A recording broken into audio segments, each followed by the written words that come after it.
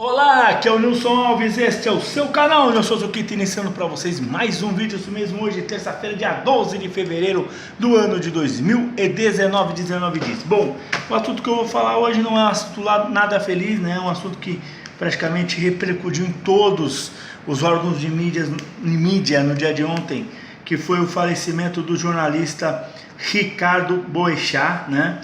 Ele infelizmente faleceu durante um acidente, né, lá na rodovia Anhanguera. Ele estava voltando de Campinas, né? Ele participou de uma palestra numa indústria farmacêutica lá em Campinas, e ele estava voltando aqui para São Paulo quando o helicóptero começou. Deu um problema no helicóptero que ainda vai ter perícia ainda para descobrir o que aconteceu, e aí o helicóptero caiu na Anhanguera, né? O curioso é que eu vi essa notícia, primeiro saiu a notícia do acidente de helicóptero da Anhanguera, né? O acidente de helicóptero da Anhanguera. Depois descobrimos que se tratava do helicóptero onde estava o jornalista Ricardo Boechat, né? Aí depois, todos os órgãos de imprensa, todos, principalmente do Grupo Bandeirantes, ficaram a tarde toda falando dele, né?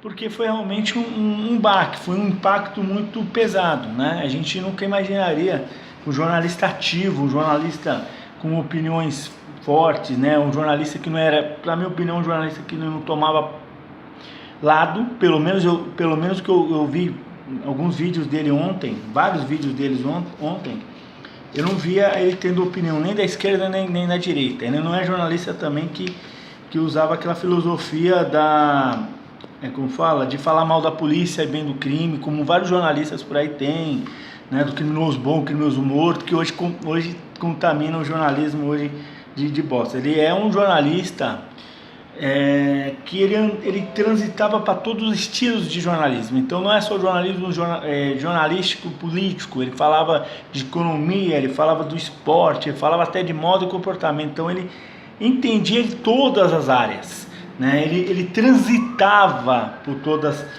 as áreas do jornalismo, né? Isso fazia ele ser um jornalista completo, não aquele jornalista uniforme, aquele jornalista só daquele setor, só daquele assunto, só daquela área, vamos dizer assim, né? Então ele era um jornalista completo, né? E aí houve muita repercussão também sobre a morte dele. Estou ouvindo ontem a rádio Band News FM, né, onde ele ancorava, né, um dos programas, acho que de maior audiência da história do rádio brasileiro, que era o jornal da Band News FM de manhã, que tinha um dos maiores quadros do rádio brasileiro, que era o Boema do Zé Simão, né, lá o colunista Zé Simão. Eles faziam uma dupla sensacional, né, era uma coisa sensacional. Claro, eu ouvia pouco, né, porque eu mesmo não ouvia, eu vou confessar, não ouvia a Band News FM, porque a Band News FM ia para uma linha muito de sensacionalismo e criava muito fake news relacionada à criminalidade. Então eu não ouvia a Band News. De repente você está ouvindo uma notícia, por exemplo, eu reclamar até da Band News, porque às vezes você está ouvindo uma notícia sobre um aumento do salário, depois ele ia direto para uma notícia de assassinato. Isso me incomodava, por isso que eu não ouvia a Band News. Ouvia a Band News de vez em quando, né?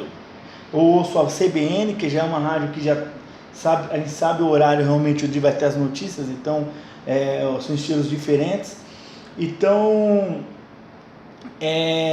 mas o pouco que eu ouvi do quadro, dá para saber como que o nível de graça e de inteligência era esse quadro, o nível de inteligência também que era o Boechat, né? Então ele apresentava o jornal da Band News, né? E depois à noite ele apresentava o jornal da Band, né? Na Bandeirantes, jornal que entrava praticamente no mesmo, entrava não, né? Entra no mesmo horário do Jornal Nacional praticamente, no mesmo horário do jornal no SBT, ou seja, ele é o jornal que concorre. Eu já vi gente relatar que preferia 1000 vezes ouvir ele no Jornal da Band, as opiniões dele no Jornal da Band, porque o Jornal Nacional, porque no Jornal Nacional às vezes é tudo manipulado e tal, e no Jornal da Band a opinião dele era opinião forte. Claro que eu discordava muitas coisas, né? Todos os jornalistas eu discordo no tocante à questão de criminalidade, né? Eu discordo. Eu acho que criminalidade não é assunto para jornalista que não é policial falar.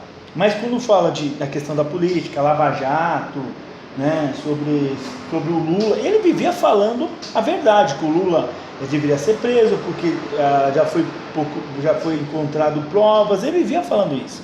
Né? Então, para o pessoal da direita, antes do Arthur Mamãe Falei, já querer botar, faz quem dizer que ele é comunista, né? Porque o Arthur Mamãe Falei, todo mundo é comunista, até o cachorro da vizinha é comunista, né? Para ele, né? Desculpa, mas às vezes eu tenho que dar uma cutucão nele com categoria que eles estão muito, né? Com sede ao pote, né? Muito achando pica das galáxias. Sobe um pouco do degrau que categoria e a turma Farei, né? Desce um pouquinho, não fica julgando todo mundo, tá? Vamos avaliar as pessoas, não esquece a sua paixão anticomunista, né? Que vocês têm, né? Antes de julgar, né? Porque, né? Antes de julgar determinadas pessoas, né? E aí o que acontece?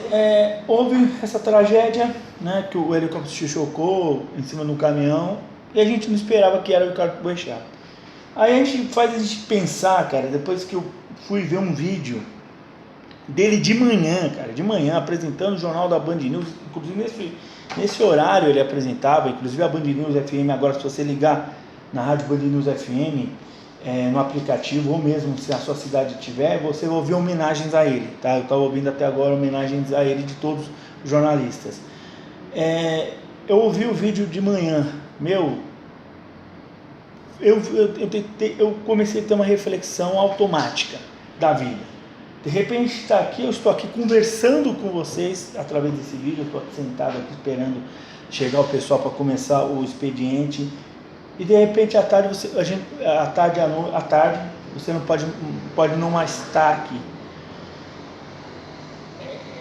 É forte, cara. Só de pensar que ele estava bem de manhã lá na jornal da Band News FM junto com o Simão, e chega à tarde, né, acontece o acidente, ele não está mais entre nós. É uma coisa para a gente se pensar, cara, porque ele estava ativo, ele estava bem, né, ele estava atrás da notícia, né, principalmente agora com esse novo presidente, com esse novo governo, né, estava muito, como o pessoal, os colegas dele estavam dizendo, ele estava muito com sede de notícia, estava na flor da idade, longe de querer se aposentar, longe de querer, digamos, ficar longe. Então a vida é uma coisa breve. Inclusive uma amiga minha escreveu uma mensagem, ela fez no Instagram, escreveu também lá no WhatsApp, sobre a questão da vida, porque a vida é um sopro, realmente a vida é um sopro. Pode pensar que de manhã ele estava fazendo jornal na rádio, e à tarde não está mais não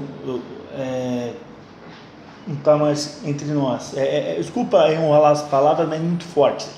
É um vídeo, eu acho que é um dos vídeos mais fortes que eu estou fazendo aqui, cara. Eu acho que é uma pancada muito forte, né?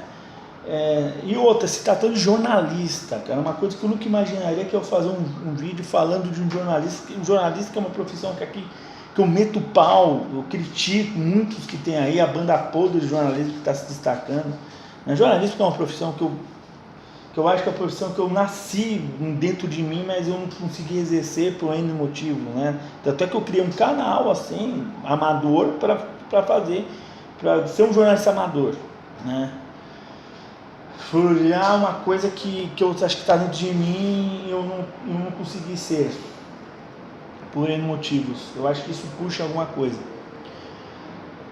É complicado. E o legal, cara, a repercussão que muita gente estava tendo, cara, eu nunca vi uma repercussão em nada, em morte, acho que de poucas pessoas como está tendo dele.